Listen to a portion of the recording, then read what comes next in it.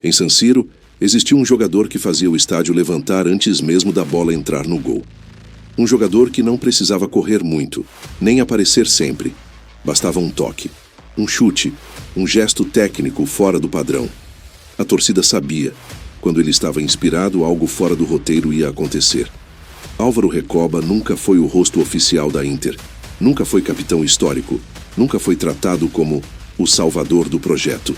E ainda assim, durante anos, foi o nome que a arquibancada mais esperava ver aquecer. Aqui começa o paradoxo. A torcida o ama, mas quando a história da Inter é contada, Recoba quase sempre aparece como nota de rodapé.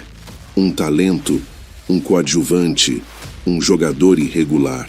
Como alguém pode ser decisivo, idolatrado e confiável, e ao mesmo tempo nunca virar lenda? Este vídeo não é sobre gols bonitos, é sobre status, memória, hierarquia e um jogador que viveu dentro da Inter, sem nunca pertencer completamente ao seu panteão. E conforme a história avança, uma pergunta começa a incomodar. Recoba ficou fora da história por falha dele, ou porque a Inter nunca soube o que fazer com alguém como ele? A resposta pode te surpreender, e ela muda completamente a forma como esse jogador é lembrado. Álvaro Recoba nunca entrou na Inter como promessa comum. Desde os primeiros jogos, ficou claro que ele não se encaixava em nenhuma prateleira tradicional. Não era um camisa 10 clássico, não era ponta puro, não era centroavante. E isso, paradoxalmente, foi o que mais encantou e mais confundiu. Enquanto outros jogadores precisavam de sequência, confiança e um sistema montado para render, Recoba funcionava de outro jeito. Ele não precisava de domínio territorial. Não precisava de 10 bolas por jogo. Bastava uma. E quando essa bola vinha, o jogo mudava de temperatura. Os treinadores sabiam disso. Por isso, Recoba quase nunca era descartado de verdade. Ele podia perder espaço, sair do time, ser criticado, mas sempre reaparecia nos momentos em que a Inter precisava de algo fora do plano. Um gol improvável. Uma falta perfeita. Um chute que ninguém mais tentaria. O problema é que o futebol europeu do fim dos anos 90 e início dos 2000 começava a exigir outra coisa. Regularidade estatística, disciplina tática, intensidade constante. E Recoba não era feito para isso. Ele não entregava 8 jogos bons seguidos. Entregava um jogo absurdo, depois silêncio. E depois outro jogo que apagava semanas inteiras de frustração. A torcida entendia. Porque o torcedor não mede impacto em gráficos, mede em memória. E Recoba era um acumulador de memórias raras. Já o clube nunca soube se estava diante de um luxo ou de um problema. Pagava como estrela, cobrava como estrela, mas nunca o tratou como eixo do projeto. Ele era sempre a carta especial, o plano B. O se nada funcionar, põe o Recoba. E isso cria um tipo perigoso de reputação. O jogador que resolve, mas não lidera. O talento que encanta, mas não estrutura. O ídolo que entra na história emocional, mas não na institucional. É aqui que nasce a raiz do ídolo sem estatuto de lenda. Porque lendas não são apenas amadas. Elas são organizadas pela história do clube. Recoba nunca foi organizado, foi usado, foi esperado, foi temido pelos adversários, mas nunca foi explicado. A coisa fica mais desconfortável, porque vamos entrar no ponto onde a confiança dos treinadores começou a virar dependência, e como isso acabou jogando contra o próprio Recoba. Existe um tipo específico de jogador que todo treinador adora, mas raramente constrói um time em torno dele. Recoba era exatamente esse tipo. Quando o jogo estava travado, quando o plano A não funcionava, quando a Inter precisava quebrar uma lógica, o nome que surgia era sempre o mesmo. Não importava quem estivesse no banco, não importava o sistema. Recoba entrava, porque era o único capaz de resolver sem explicação prévia. E isso criou uma relação estranha entre ele e os técnicos. Eles confiavam, mas não planejavam. Recoba virou a solução emergencial. O jogador que entra para mudar o destino de uma partida, mas que não define o destino de uma temporada. E isso, ao longo dos anos, moldou a imagem dele dentro do clube. Enquanto outros nomes recebiam status, braçadeira simbólica, respaldo público e sequência mesmo nos maus momentos, Recoba vivia num limbo silencioso. Se jogava mal, sumia. Se jogava bem, resolvia. E voltava ao banco no jogo seguinte. Isso não acontece por acaso. Treinadores temem o imprevisível quando precisam de estabilidade. E Recoba era imprevisível até quando estava inspirado.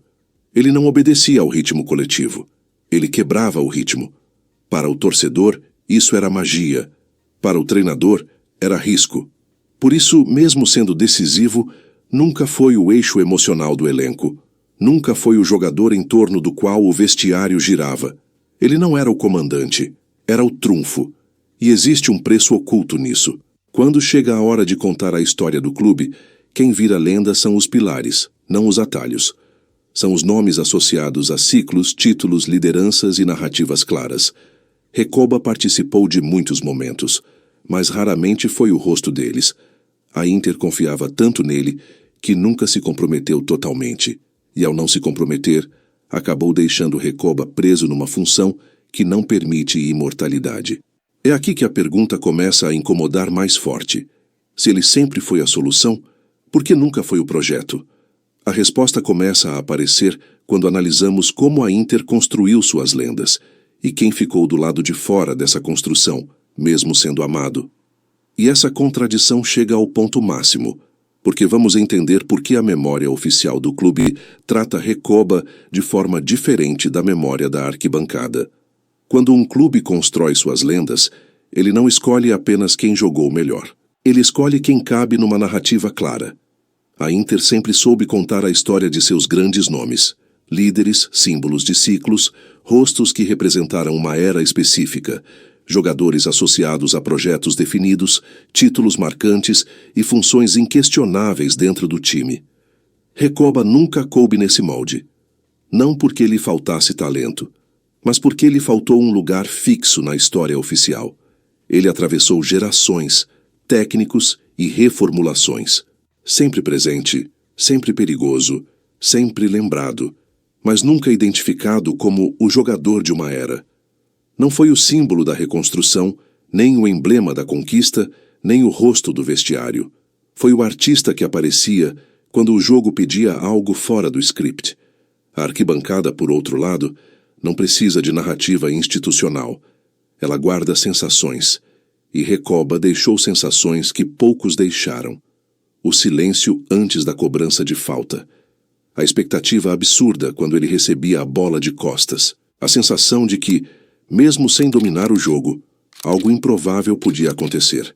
Esse tipo de jogador não vira estátua, vira lembrança pessoal. E é por isso que existe esse abismo entre o amor do torcedor e o lugar de Recoba nos livros do clube. A história oficial valoriza constância, liderança visível e função clara. A memória do torcedor valoriza impacto, emoção e o instante.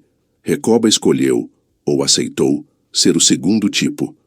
Ele não forçou o protagonismo, não exigiu centralidade. Não moldou o time à sua imagem. E o futebol raramente transforma esse perfil em lenda. No fim, o rótulo de ídolo sem estatuto de lenda não é uma injustiça simples. É o resultado de um futebol que não sabe eternizar jogadores que vivem fora das caixas. Recoba não falhou em ser lenda. Ele falhou em ser conveniente. E talvez seja exatamente por isso que, anos depois, quando o nome dele surge, a reação não é debate, é sorriso. Porque algumas histórias não precisam de monumentos para sobreviver. Elas continuam vivas onde mais importa, na memória de quem viu. E essa, a Inter nunca conseguiu controlar. E então, você já ouviu falar deste craque da Inter? Deixa a tua opinião nos comentários. Um forte abraço e fica com Deus. Shalom.